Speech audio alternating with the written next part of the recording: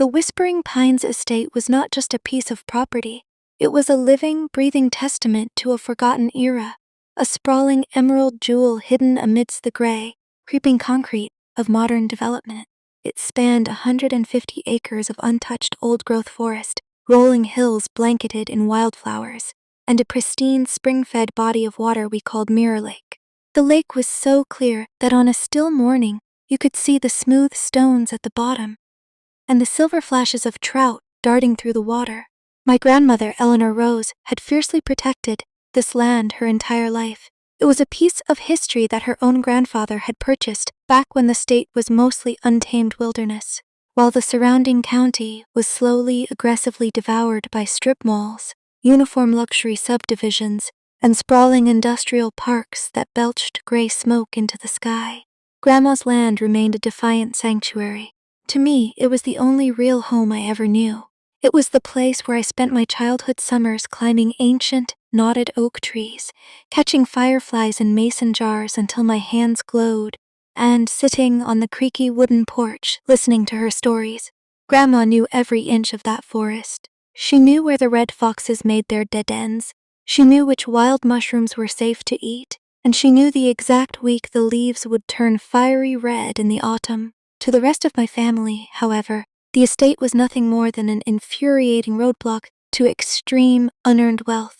My Aunt Beatrice and my Uncle Richard, along with their gaggle of entitled, perpetually dissatisfied children, looked at those 150 acres and saw only dollar signs. They didn't see century-old trees that had survived storms and droughts. They saw board feet of lumber. They didn't see a pristine lake that supported an entire ecosystem. They saw a prime location for a luxury resort, a marina, and high-priced waterfront condos. For the last decade of Grandma's life, they treated her not as a beloved matriarch, but as a stubborn obstacle. They spent every holiday, every Thanksgiving, and every forced family gathering whispering in her ear, trying to wear her down. They constantly brought around slimy, fast-talking real estate developers in expensive suits, who would pretend to admire her rose garden while aggressively sliding unsolicited, multi-million-dollar offers across her worn kitchen table.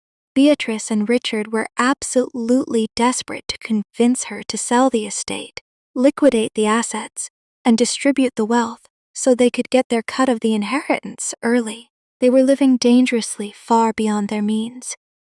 Beatrice was married to a man whose startup companies failed every 2 years, yet she drove a brand new European SUV. Richard was a man who tried to project the image of a Wall Street titan, but his wealth was an illusion built on a mountain of high-interest debt and severe hidden gambling losses. They needed Grandma's money to maintain their shallow plastic facades. When Grandma finally passed away peacefully in her sleep at the age of 92, the genuine grief in our family was violently overshadowed by the metaphorical smell of blood in the water. At the funeral, while I sat in the front row silently weeping for the only person who had ever truly understood me, Beatrice and Richard were already working the room. I could hear them in the back of the chapel, speaking in hushed, feverish tones with their spouses about property values, capital gains taxes, and which demolition company they were going to call first. They couldn't even wait for her to be in the cold ground before they started carving up her legacies like a roasted turkey. I was the exact opposite of my relatives, a fact they never, ever let me forget. I worked as an 8th grade science teacher at a severely underfunded public middle school in the city. I loved my students and I believed in my job, but it barely paid a living wage. Compounding my financial struggles was a devastating, soul-crushing string of tragedies over the previous 2 years. My mother, Grandma's estranged youngest daughter, had been diagnosed with aggressive, late-stage pancreatic cancer. Her insurance company had conveniently found a cruel loophole to deny her most critical, life-prolonging treatments. I had drained my entire life savings, sold my meager retirement portfolio, maxed out every credit card to the limit, and taken on massive, high-interest personal loans just to pay for her chemotherapy and keep her comfortable during her final months. After she passed, the grief tore my personal life apart, leading to a brutal, emotionally draining divorce that left me with nothing but a rusted 10-year-old sedan, a box of books, and a mountain of legal fees. My bank account was constantly hovering dangerously near zero. I was surviving on instant ramen noodles, working a miserable, exhausting second job waiting tables at a greasy 24-hour diner until midnight, and screening calls from aggressive collection agencies every single day. My family knew exactly how broke I was. They had watched me struggle through my mother's illness, and instead of offering a dime of help, they used my poverty as a punchline. At Thanksgiving dinners, Richard would loudly joke about my vow of poverty in front of the whole table, while Beatrice would look at my worn-out, thrift store clothes with thinly veiled disgust. They believed my financial failure was a sign of intellectual inferiority. They genuinely thought I was a loser. But what they absolutely failed to realize was that Grandma Eleanor saw everything. She sat quietly at the head of the table, sipping her Earl Grey tea, her sharp, bright eyes taking in every cruel joke, every greedy whisper, and my quiet, humiliating desperation. She saw who they really were behind their expensive dental veneers.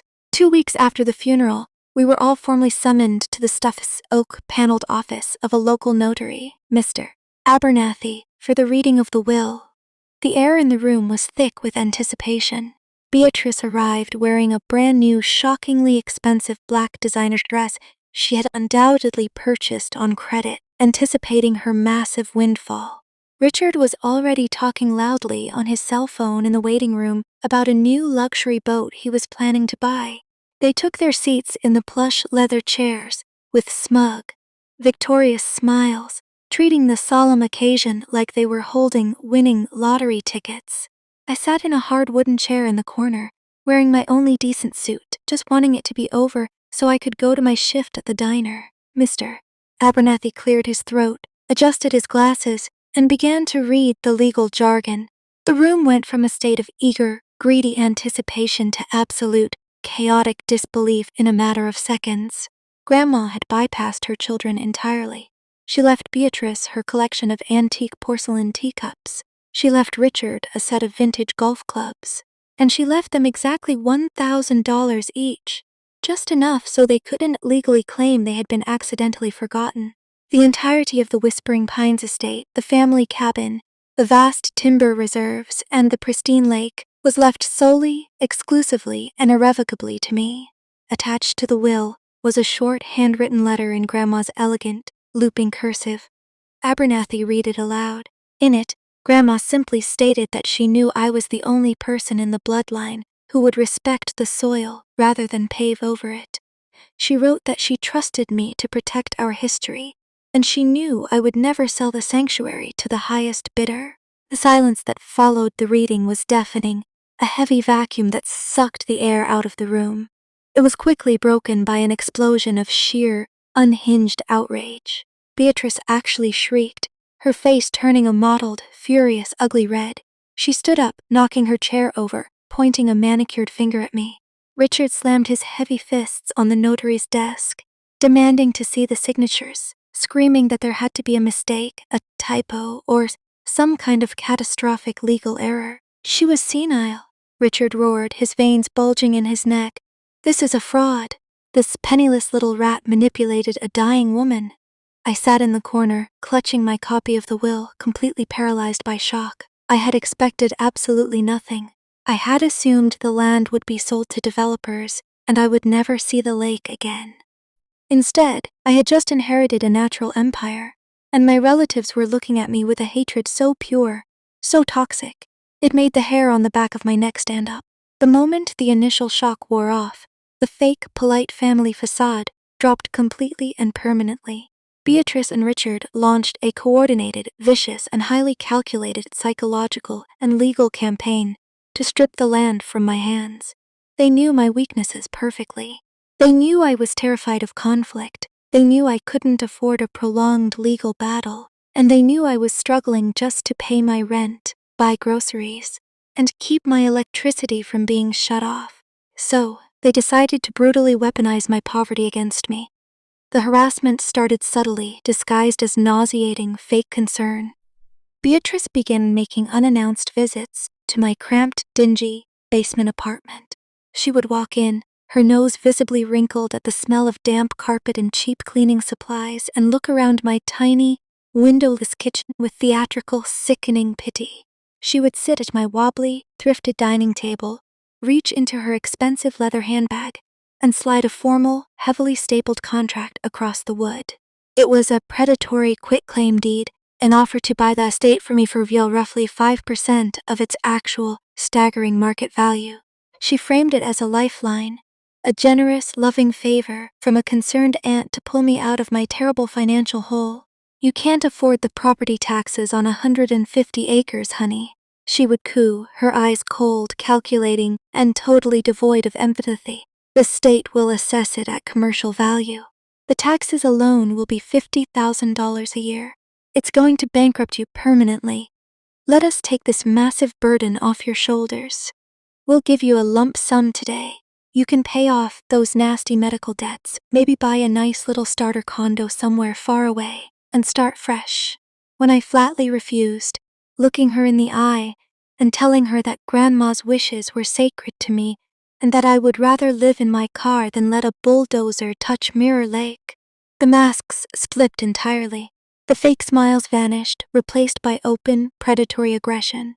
Richard stepped in to play the role of the enforcer. He started showing up at my diner job. He would sit in my section during the busiest rush, order a single cup of black coffee, and leave dense, terrifying legal documents on the table instead of a tip. He cornered me by the dumpsters in the alleyway one night. He told me they had pooled their considerable resources and retained one of the most vicious, high-priced corporate law firms in the city, a firm known for burying their opponents in endless paperwork. The threats escalated rapidly into a psychological war. They threatened to tie the estate up in a grueling, multi-year probate lawsuit. They explicitly told me they were going to argue before a judge that Grandma wasn't of sound mind when she changed the will, that she was suffering from advanced dementia, and that I had maliciously manipulated a vulnerable, sick old woman into disinheriting her own loving children. "We will bleed you completely dry," Richard hissed at me one evening, his face inches from mine, his breath smelling of expensive scotch and cruelty. "We have the money to drag this out for a decade. We will bury you in injunctions and discovery requests. You can't even afford a public defender, let alone a civil litigator.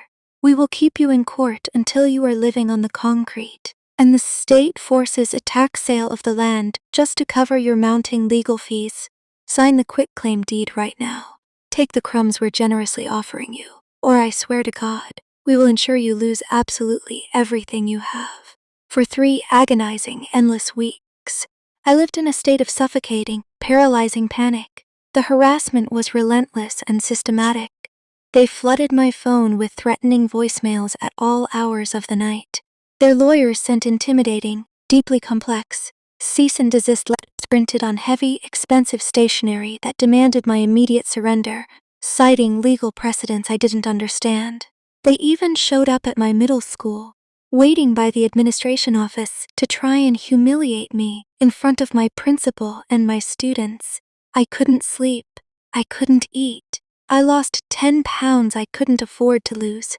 I was having severe panic attacks in the teacher's lounge, hiding in the bathroom stalls just to breathe. I felt like a small, injured animal caught in a steel trap, completely surrounded by starving wolves. I looked at my bank account, which currently held $42, and I truly, deeply believed they were going to destroy me. I was on the verge of breaking. I sat at my cheap kitchen table one night, pen in hand, hovering over their contract, ready to sign my soul away just to make the nightmare stop. But what Beatrice, Richard, and their high-priced, arrogant lawyers failed to realize was that Grandma Eleanor was not just a sweet old woman who loved birds and baking. She was a master tactician who possessed a mind like a steel trap and a memory that never failed. 2 months before she died, while she was still relatively healthy, Grandma had asked me to come out to the estate to help her clean out the massive, dusty attic of the old cedar cabin. It was an exhausting weekend of sorting through old clothes, moth-eaten blankets, and cardboard boxes. While moving a heavy, antique oak wardrobe away from the wall, I noticed a floorboard that looked slightly raised. Underneath it was a hollowed-out space containing a heavy locked vintage steel lockbox. Grandma had watched me pull it out. She smiled a knowing, secretive, almost dangerous smile. She reached under her collar, unclasped a silver chain from around her neck, and handed me a small, ornate brass key. She told me to take the box home, to hide it well, but to absolutely not open it until the day I felt like I was completely, hopelessly out of options. During the 3rd week of the relentless harassment, after a particularly brutal phone call from Richard threatening to have my meager teacher's wages garnished, I hit my breaking point.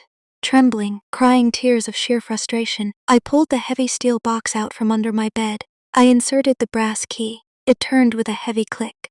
Inside, I didn't find old family photographs, birth certificates, or sentimental keepsakes. I found a heavy, thick, brass-bound financial ledger. It had been meticulously maintained for over 25 years. Alongside, it was a thick, sealed manila envelope with strict, typewritten instructions on the front. I spent the next 6 hours reading the ledger, my jaw slowly dropping to the floor, my tears drying up and turning into a cold, hard focus. Grandma had documented everything. The ledger contained pages upon pages of exact dates, bank routing numbers, fake LLC names, and detailed notes outlining every single time Beatrice and Richard had stolen from her. There were undeniable records of Beatrice embezzling massive sums from Grandma's retirement accounts to fund her husband's endlessly failing business ventures. There was hard proof, including copies of cashed checks, of Richard forging Grandma's signature on a second mortgage to pay off his severe gambling debts in Atlantic City. They had been secretly siphoning off her wealth for decades, treating her bank accounts like their own personal, endless slush funds to fuel their lavish, fake lifestyles. Grandma had known. She had known every single time. But instead of confronting them and giving them a chance to hide their tracks, she had stayed quiet.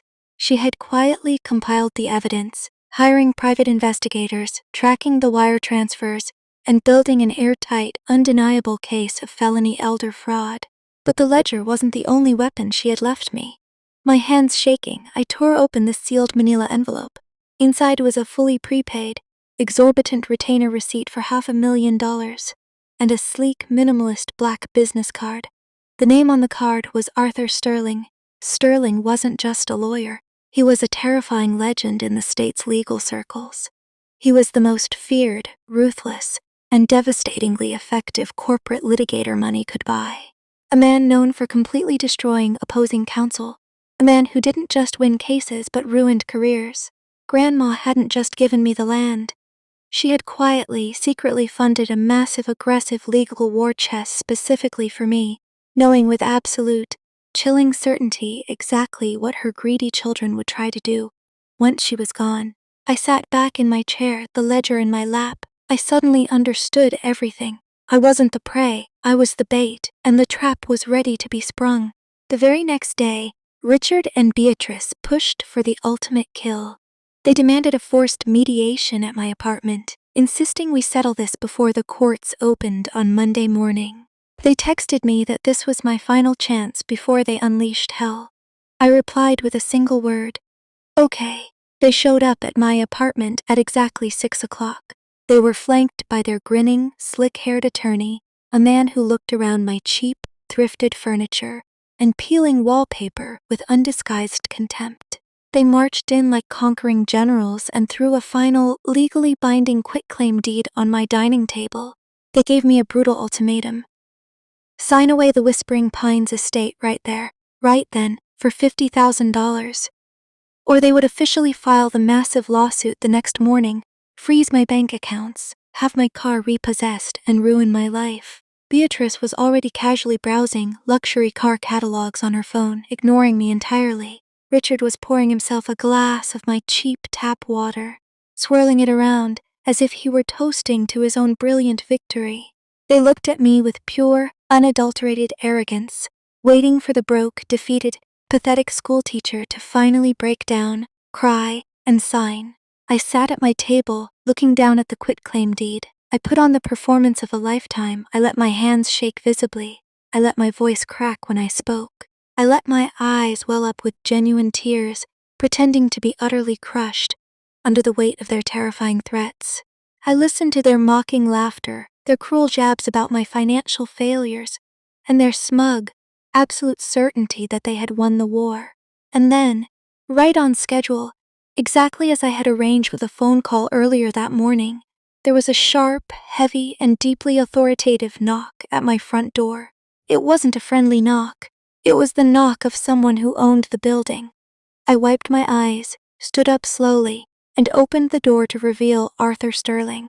He was a tall, incredibly imposing man, probably in his late 50s, with silver hair and eyes like chips of flint. He was wearing an impeccably tailored charcoal suit that cost more than my car, and he was carrying a heavy, combination-locked leather briefcase that looked like it contained the nuclear launch codes. His mere presence was overwhelming. The smug, victorious atmosphere in my living room evaporated the very second he stepped his polished shoes over the threshold. The temperature in the room seemed to drop 10 degrees. Beatrice looked up, annoyed by the interruption, and then dropped her phone on the floor. Richard's slick lawyer took one look at the towering man in the doorway, and suddenly turned the color of wet chalk. He recognized Sterling immediately. The absolute, unadulterated terror in the lawyer's eyes was the most beautiful thing I had ever witnessed. Sterling didn't bother with pleasantries. He didn't introduce himself to my family. He walked straight past them, ignoring them like they were insects, straight to my dining table. He picked up their predatory quitclaim deed with the very tips of his fingers, as if it were coated in a toxic, diseased substance, and dropped it directly into my trash can. I am Arthur Sterling, legal executor of the Eleanor Rose Trust, and fiercely retained counsel for the sole inheritor of the Whispering Pines estate. His voice boomed through the small room, a deep, resonant baritone that rattled my cheap windows. He placed his briefcase on the table, popped the locks with 2 sharp, loud clicks, and pulled out a massive stack of heavily bound, notarized legal documents.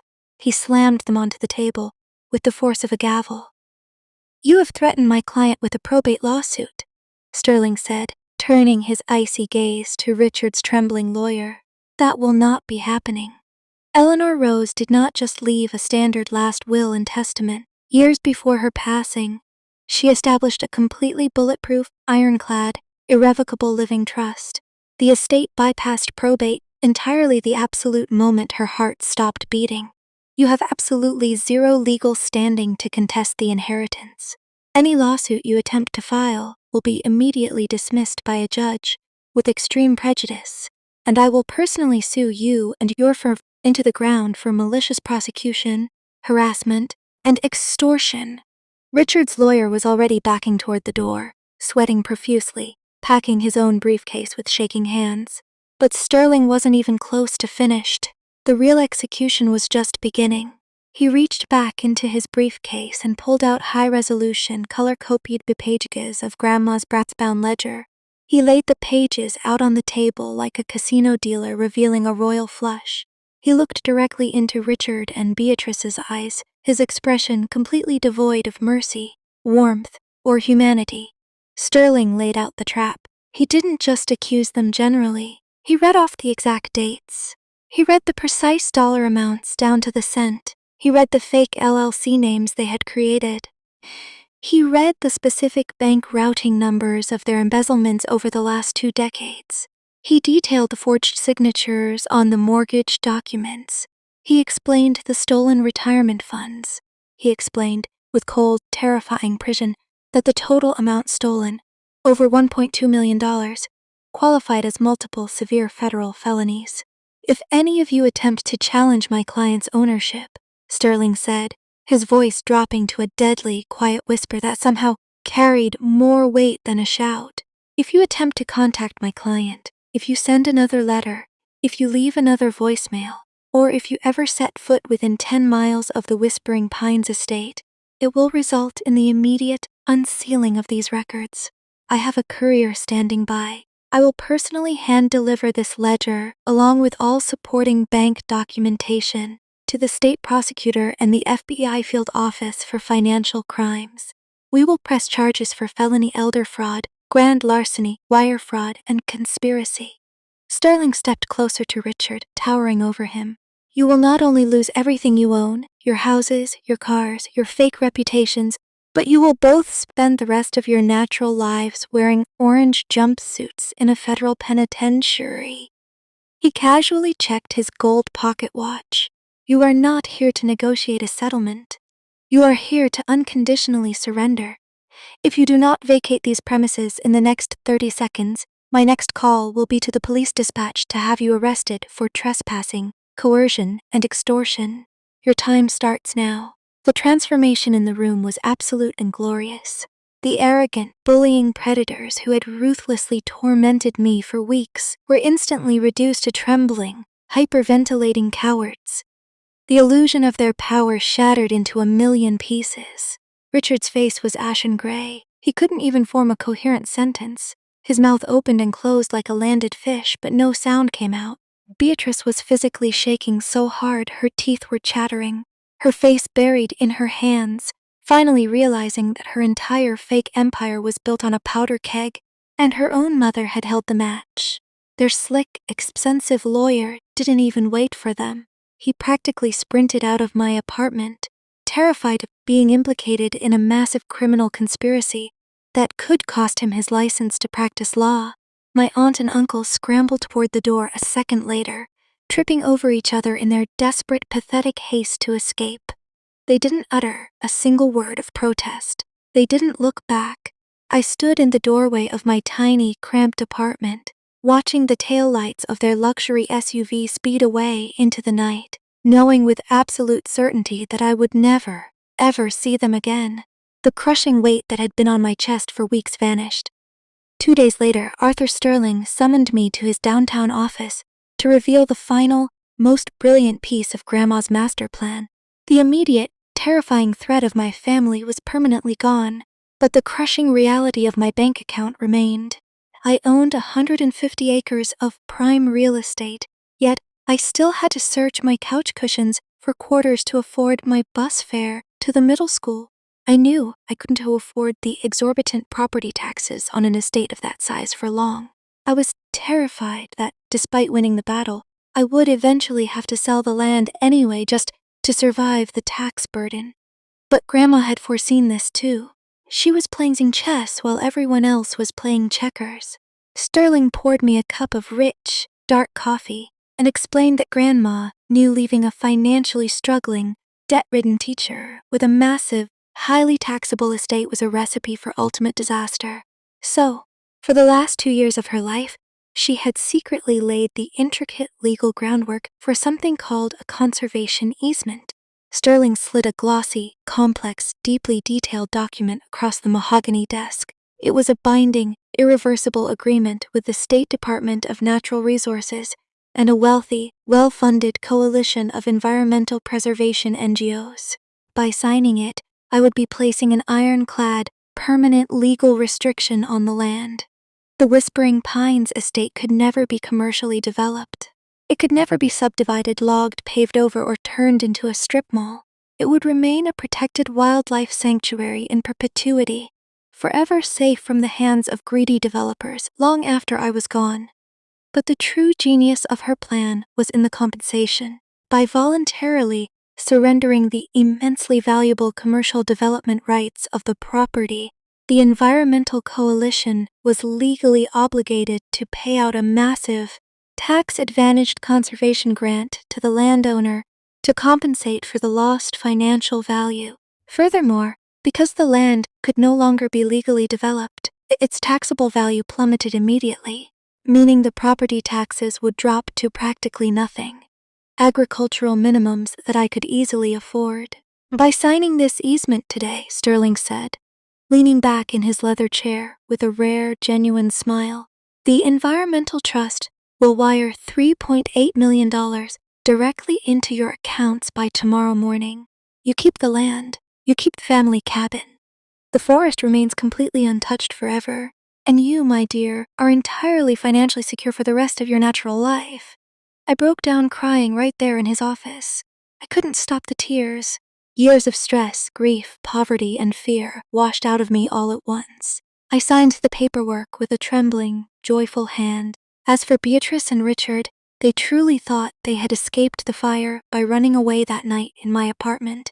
They thought that because Sterling hadn't immediately called the cops, they were safe. But they had forgotten that while Sterling was legally bound to protect me, he was also the executor of the estate. While he didn't send them to prison for elder abuse, he was strictly, legally obligated by federal law to report all of their unpaid loans and embezzled transfers to the Internal Revenue Service in order to balance the estate's final tax ledgers. The IRS didn't care about family drama. They didn't care about apologies, and they didn't care that Grandma was dead. They only cared about 2 decades of massive, untaxed, stolen income. The subsequent federal audit hit my aunt and uncle like a freight train loaded with lead. Within 6 months, the facade of their wealth completely shattered. Beatrice's luxury SUV was repossessed right out of her driveway in front of her gossiping neighbors. Richard was forced to aggressively liquidate his entire stock portfolio and sell his sprawling, tacky McMansion at a massive loss just to cover the millions in federal penalties, compounding interest, and back taxes. They were reduced to living in a tiny, rented apartment on the outskirts of the city. The sheer, undeniable poetic justice of watching the people who tried to forcefully bankrupt and destroy me lose their own stolen fortunes was a quiet, profoundly satisfying comfort. The morning the conservation funds cleared in my account, I sat at my computer and watched the numbers update. I went online and paid off my mother's remaining medical debts in a single click. I paid off my crushing student loans. I paid off every single maxed out credit card I owned in a single afternoon. I watched my debt balances drop to 0, feeling a physical weight lift off my spine. I walked into the diner where I had worked myself to the bone, smelling of grease and exhaustion, and quit on the spot, leaving a $100 tip for my favorite cook. I kept my middle school teaching position, but now the dynamic had shifted. I had the ultimate luxury of stepping into my classroom purely for the love of my students, rather than the desperate, clawing need for a paycheck just to survive. I packed up my few meager belongings, happily broke the lease on my depressing, windowless basement apartment, and drove my rusted sedan out to the country. I moved directly into Grandma's sturdy, sunlit cedar cabin in the very heart of the Whispering Pines estate. The first morning I woke up there, I didn't hear police sirens, the rumble of traffic, or upstairs neighbors shouting. I walked out onto the wooden wraparound porch with a steaming mug of coffee. The crisp, pine-scented morning air filled my lungs, and I listened to the gentle wind rustling through the leaves of the ancient, towering oak trees. I looked out over the misty, untouched surface of Mirror Lake, perfectly reflecting the rising, golden sun. I smiled, taking a deep, entirely unburdened breath. The vultures were finally gone. The debts were paid in full. The land was safe forever. Grandma Eleanor had fought her final, brilliant battle from beyond the grave, and through her incredible love, foresight, and tactical genius, she had made absolutely sure that I won right alongside her.